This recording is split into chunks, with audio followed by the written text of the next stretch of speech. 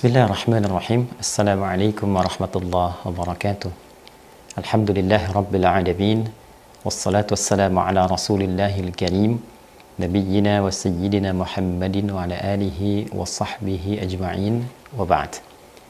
Saudara-saudariku dimanapun berada, semoga video ini menemui kita semua dalam keadaan sehat dan baik, serta mendapatkan bimbingan dari Allah Subhanahu wa Ta'ala untuk menata seluruh aktivitas kehidupan kita dengan mulia dan bernilai ibadah untuk bangga dan bahagia dibawa pulang menghadap Allah Subhanahu wa Ta'ala dalam yaumul hisab, insyaallah. Teman-teman, seperti diketahui bahwa polemik tentang nasab sampai saat ini belum juga berhenti, bahkan disayangkan melahirkan berbagai macam hal yang sangat tidak produktif, baik perdebatan yang tidak berujung, konflik di media sosial, diskusi yang tidak terarah. Bahkan belakangan ini kita mulai juga melihat turunan-turunan konflik di media sosial itu ke dunia nyata, sampai terlahir tindakan-tindakan yang tidak kita harapkan.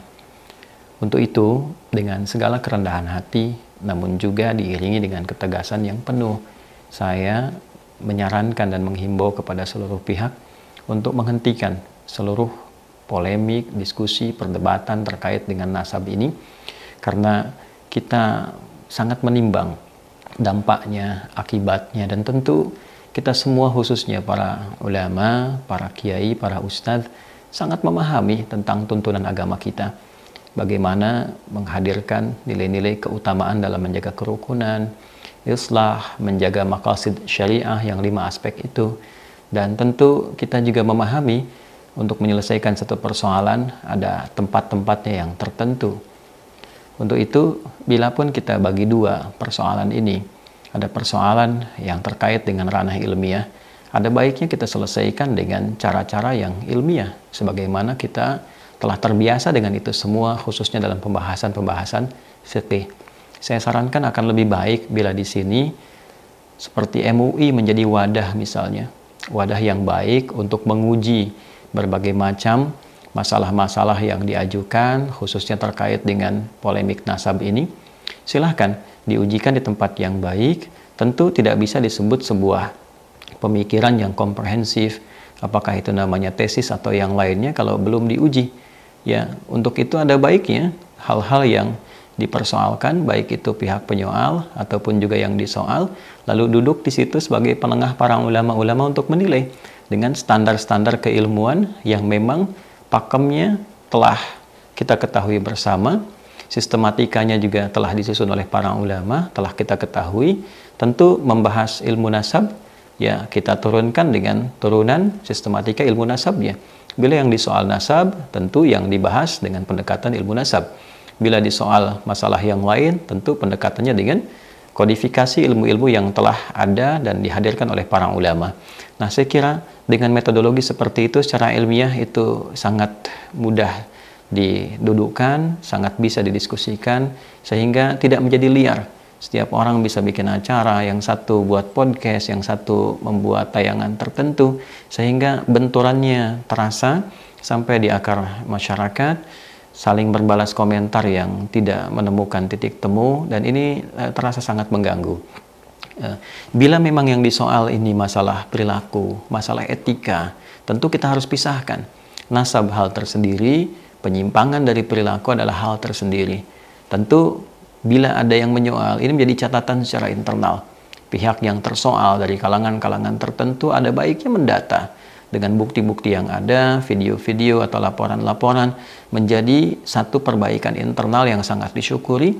Lantas kemudian dilakukan semacam perbaikan-perbaikan secara internal, memberi pengingat, ya, meluruskan berbagai hal yang disampaikan dengan bukti-bukti yang nyata bahwa itu adalah sebuah pelanggaran atau sebuah penyimpangan, dan ditampilkan narasi-narasi yang baik, ya, dari sisi internal itu, sehingga memberikan keteduhan. Jika penyimpangan itu merupakan tindakan penyimpangan hukum, ya kita memiliki skema hukum tertentu yang berlaku di Negara Kesatuan Republik Indonesia. Jadi saya kira kita pisahkan antara soalan dalam tanda petik ilmiah atau argumentasi tertentu ya, sehingga bisa menjadi argumen, tidak menjadi sentimen. Ini problem utamanya. Kemudian yang kedua, masalah perilaku kita pisahkan. Jadi jangan karena persoalan perilakunya lalu yang ingin dihancurkan misalnya nasabnya, na'udzubillah min dzalik. Ini kan persoalan. Ya, kalaupun ini menjadi satu bahan kajian, maka tempatkan di ranah ilmiah dengan cara yang benar. Yang kita khawatirkan adalah dua hal. Yang pertama, ini bagi masyarakat awam juga perlu diketahui. Dalam pandangan Islam, nasab ini persoalan yang sangat sensitif. Mau kita melakukan pendekatan dengan hadis riwayat Al-Bukhari dan Muslim yang tersambung pada sahabat Abu Dzar Al-Ghifari, saking sensitifnya Nabi memberikan pengingat. Jika nasab yang benar itu kemudian sengaja diputus, maka resikonya adalah kufur. Ma min rajulin idda'a, tidaklah seorang lelaki mengaku li ghairi abihi, kepada menasabkan sesuatu kepada yang bukan dari bapaknya, jalur nasabnya, fahuwa kufrun, maka dihukumi dengan kufur. Ya, jadi kalau ada seseorang yang dengan pandangan tertentu mencoba memutus nasab seseorang yang sudah valid, tercatat, terbukti, dan ternyata nasab itu benar, kemudian mencoba untuk diputus, maka resikonya kufur. Ini kan masalah. Nah, kemudian juga dalam hal yang sama, ketika ada seseorang menisbatkan yang bukan kepada nasabnya, maka falyatabawwa maq'adahu minan nar. Kalau seseorang mengaku-ngaku bagian dari nasab yang bukan nasabnya, maka tempatnya juga di neraka. Nah, oleh karena itu ini persoalan yang tidak mudah. Ya, jadi jangan ditarik ke ranah kalangan masyarakat awam. Selesaikan di ranah ilmiah, ada pengujinya, ada hakimnya, ada bukti-buktinya, ada sistematikanya, sehingga tidak nanti banyak orang terjebak pada satu masalah yang ini jadi problem kemudian hari saat kembali kepada Allah Subhanahu wa taala. Siapa yang akan bertanggung jawab kalau tiba-tiba ada orang mencaci maki nasab tertentu, kemudian tidak seperti kenyataannya, dan dia menghukumi terputus, lalu terkena kemudian dengan ancaman hadis ini? Yang bertanggung jawab siapa? Kan jadi masalah. Nah, jadi nasab itu sangat sensitif. Dinisbatkan kepada yang bukan dari turunannya masalah, mengaku-ngaku bermasalah, berbangga-bangga juga masalah. Ya, kita ketahui bersama dalam hadis riwayat Abdullah bin Abbas radhiyallahu taala anhuma, hadis riwayat Muslim, ketika seseorang menjelang sholat berbangga-bangga dengan nasabnya, dengan kakeknya. Ya, satu mengatakan kakeknya ini, satu mengatakan kakeknya ini, maka Nabi merespon dalam doa yang tidak itu. Ya, sami Allah liman hamida rabbana walaikal hamd, sampai ke ujungnya, wala yanfa'u dzal jaddi minkal jadd. Ya, tidak ada yang lebih unggul, kakeknya si fulan atau kakeknya si fulan. Ini memberikan kesan bahwa nasab itu pada akhirnya di hadapan Allah, ya, keseluruhannya itu akan sirna seluruhnya, kecuali amal soleh kita, kecuali nilai-nilai kebaikan kita. Ya, nah inilah poin-poin yang barangkali penting menjadi catatan. Tetap penghormatan itu mesti ada. Ya, kepada siapapun kita diajarkan untuk saling menghormati, dan kita telah khatam dengan itu semua. Ya, jangan kita hanya mengambil dalil inna akramakum indallahi atqakum. Ya, yang paling mulia adalah ketakwaannya di hadapan Allah. Nah, di antara nilai takwa itu adalah menghormati orang lain. Di antara takwa itu menyambung silaturahim. Ya ayyuhan nasu taqu rabbakumul ladzi khalaqakum min nafsin wahidah wa khalaqa minha zawjaha wa batha minhuma rijalan katsiran wa nisaa'a wattaqullaha alladzi tasaaluna bihi wal arham. Jelas ayatnya. Ini ayat pertama. Hai semua manusia, tingkatkan takwamu kepada Allah, Rabb yang menciptakan engkau dari bapak yang satu. Kemudian ada istrinya jadi ibu kalian, ada Adam, ada Hawa, menyebar jadi keturunan, ada laki-laki, ada perempuan. Bertakwalah kepada Allah yang dengan itu kalian meminta untuk menyambung silaturahim. Jadi menyambung silaturahim, saling menghormati, saling menghargai dengan siapapun, bagian dari takwa.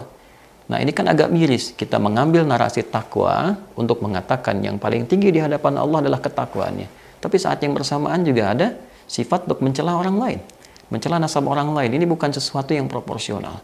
Jadi mari sekali lagi, saya tidak menjadi pribadi yang lebih baik dibandingkan dengan masyarakat pada umumnya. Kita semua punya kekurangan, punya kesalahan, punya celah, itu pasti.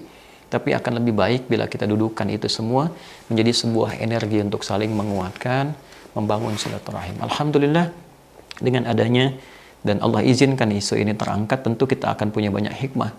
Hikmah yang selama ini tidak bisa kita dapatkan. Di antaranya apa? Hubungan silaturahim antara habaib dengan generasi yang wali songo, Masya Allah. Dua-duanya adalah generasi mulia, kontribusinya tinggi ya dalam konteks kehidupan berbangsa, bernegara. Ini saatnya bersatu, kemudian membangun tali ukhuwah yang kuat, bersinergi membangun bangsa ya dalam situasi global yang tidak mudah saat ini. Tantangannya banyak, masyarakat banyak masalah. Ya, banyak persoalan. Persoalan lapar, persoalan moral. Nah, kalau sekarang pertikaiannya ada di unsur-unsur yang setidaknya harusnya menjadi teladan, kan jadi masalah yang sangat repot. Oleh karena itu saya ingin mengembalikan sekali lagi bahwa mari kita bedakan persoalan nasab ini dengan persoalan perilaku. Ya, kalau memang ada perilaku yang menyimpang, maka kita tempatkan tempat persoalan etik, persoalan moral, diperbaiki, internalnya diperbaiki. Bila ada masukan kepada habaib dan ini nyata, ada pembuktiannya dengan segala kerendahan hati, diperbaiki di internal habaib. Bila memang ada penyimpangan terkait hukum, diproses seperti Nabi mengajarkannya. Bila memang yang umumnya juga berlaku yang tidak baik, diperbaiki, lalu kita sambungkan jadi islah untuk saling menyatu dalam kebaikan. Bila persoalannya terkait dengan nasab, ada soalan tertentu, maka kembali lagi, tempatkan di ruang waktu yang tepat. Di ruang yang tepat, di waktu yang tepat. Karena itu saya kira ini dengan segala hormat ya pada isu-isu kemasyarakatan ini, MUI ini tidak boleh menjadi satu figur tunggal pada personal-personal, harus jadi figur lembaga.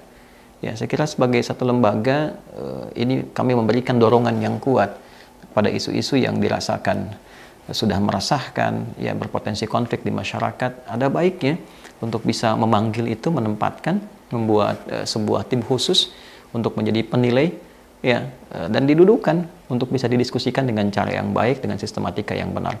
Ini sudah tidak produktif, ya, apalagi juga sudah mulai muncul komentar dari ulama-ulama dari luar, baik yang diinfokan, membawa komentar. Ini bukan hal yang baik dari sudut pandang manapun. Maafkan saya, tidak ada maksud apapun kecuali untuk menyayangi semuanya. Saya menyayangi seluruhnya, Wali Songo saya sayangi, habaib saya sayangi, para ustadz, para kiai semuanya. Bahkan bukan hanya orang Islam, non-Muslim pun, semua masyarakat Indonesia khususnya, dalam satu kesatuan negara tercinta. Sebentar lagi kita akan merasakan dan menikmati nikmat kemerdekaan. Mari kita isi nikmatnya dengan nikmat kerukunan. Nikmat sila ketiga, persatuan Indonesia. Semua bersatu, semua bersinergi membangun negeri, tepikan yang kurang baik, mulai berbenah menjadi lebih baik, dan semoga Allah mengampuni kita semua dan menyatukan dalam satu barisan di bawah panji umat Nabi Muhammad SAW yang kita rindukan dan kita cintai. Maafkan saya, semoga berkenan. Adi Hidayat. Astagfirullah wa natubu ilaik. Assalamualaikum warahmatullahi wabarakatuh.